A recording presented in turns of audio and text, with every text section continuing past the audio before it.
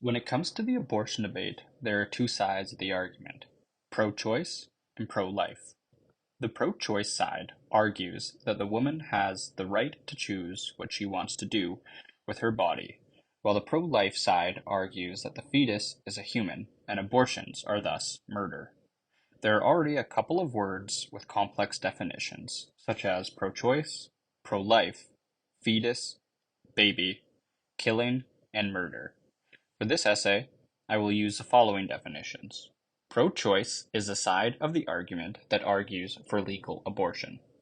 Pro-life, on the other hand, argues for anti-abortion laws.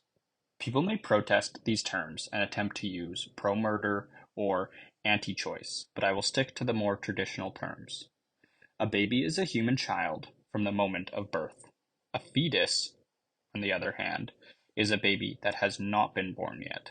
Again, these two words can be heated, and referring to a baby as a fetus may dehumanize them, but this is an emotional response.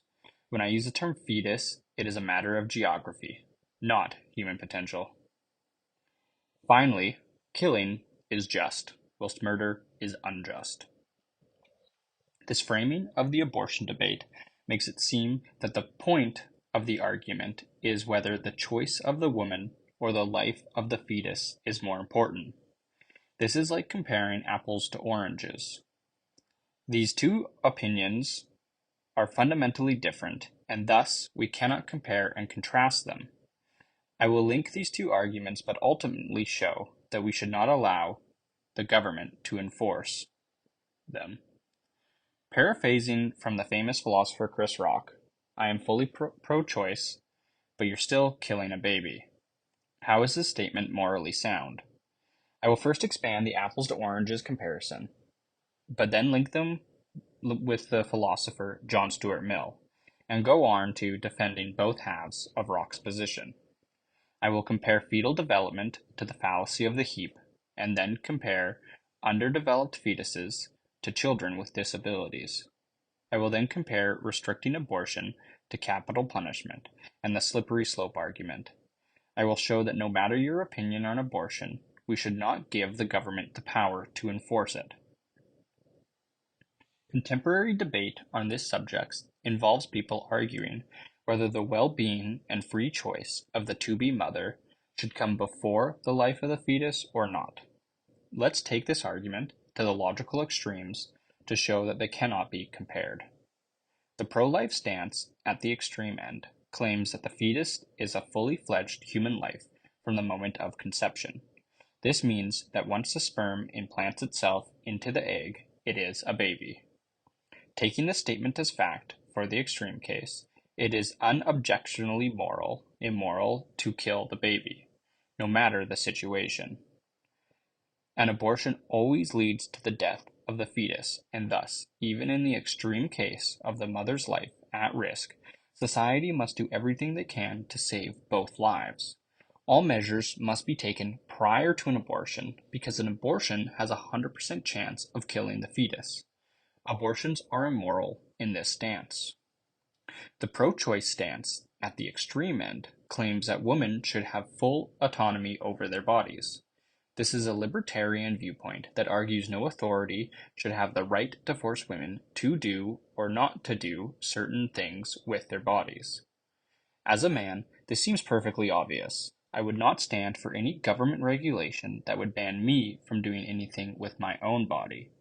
Limiting abortion places no restrictions on me, but it does to my female counterpart. It is hard for me to fully empathize with these women because I have never been in their shoes.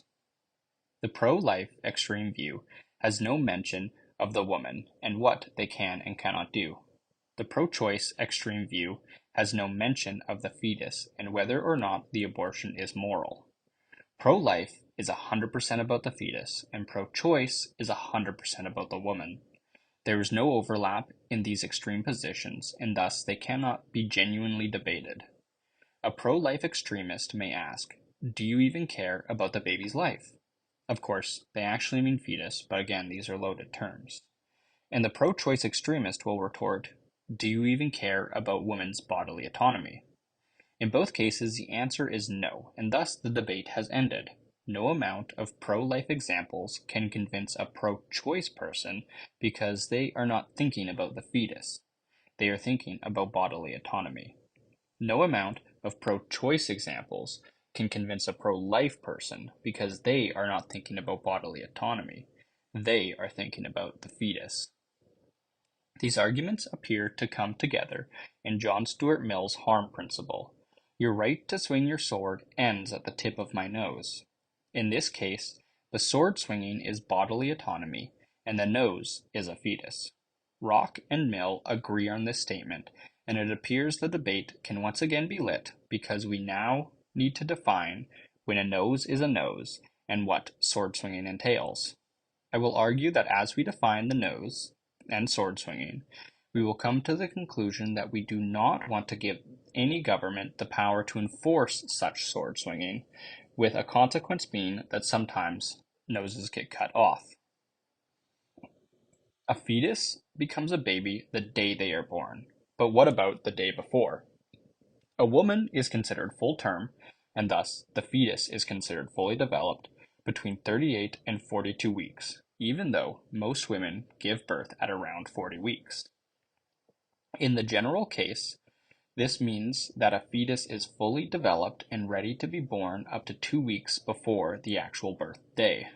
Any abortion after 38 weeks would destroy a fetus that is considered fully developed and able to live as a normal baby outside the womb. This shows that a 38-week fetus only differs from a baby in terms of geography, inside or outside the womb. What about one day before 38 weeks? How do we know the doctors accurately calculated the due date and are not a day or two off? Let's use a thought experiment to expand on this. Imagine you have a heap of sand in your hand, and one by one you start removing grains. Eventually, you will get to a single grain and thus no longer a heap. But at which point did this heap stop being a heap? This is the fallacy of the heap, and it attempts to create two distinct categories on a continuous spectrum.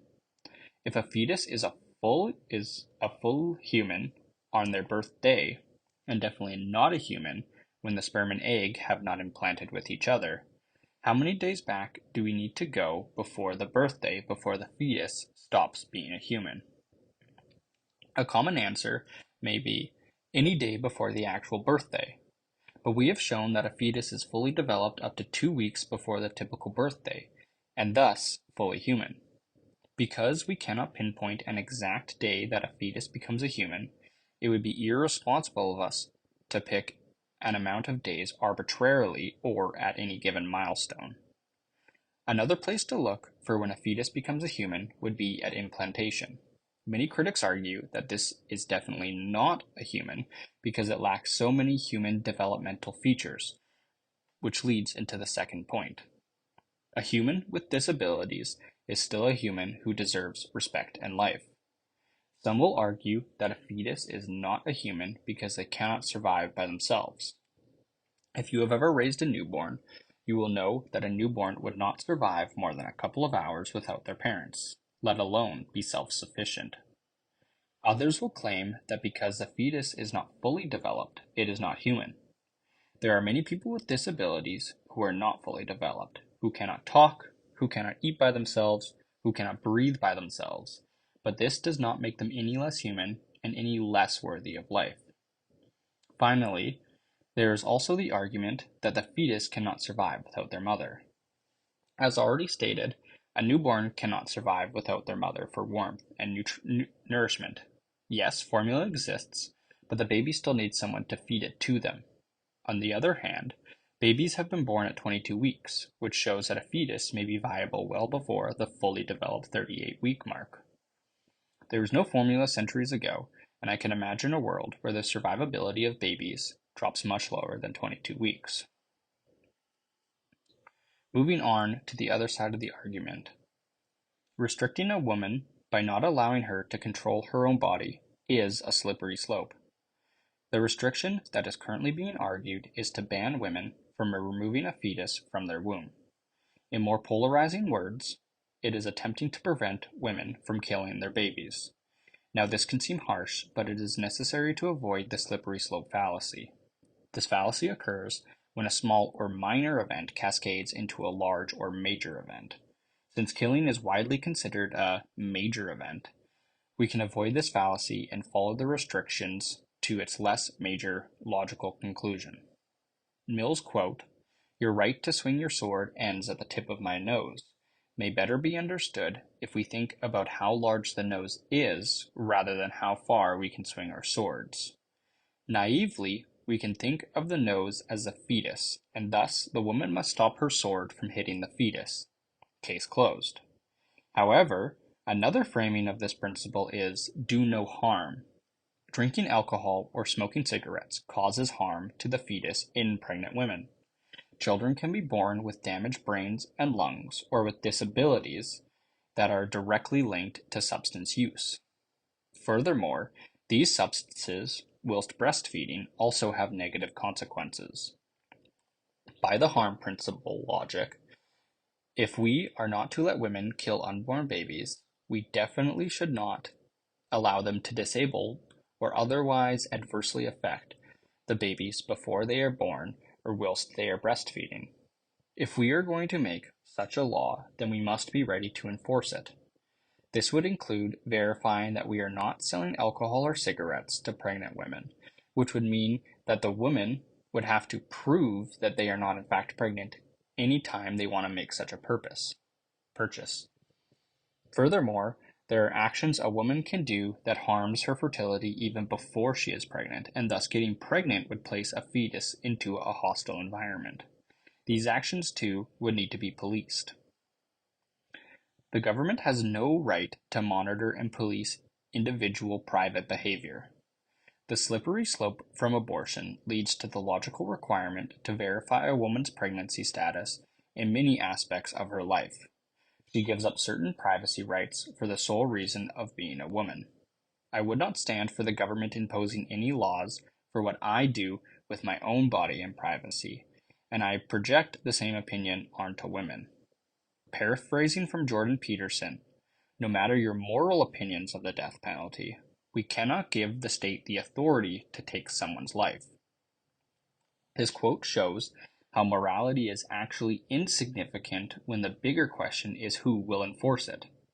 One may fully believe in the death penalty, but it would be wrong to give the government the power to enforce it. Giving the state the power to decide who lives and who dies is authoritarian and limits freedom. One innocent person killed by the death penalty is too much for society to pay. Transposing Peterson's quote onto abortion. No matter your moral opinions on abortion, we cannot give the state the authority to control our bodies. One may fully believe that a fetus is a human deserving of life, but it would be wrong to give the government the power to enforce it.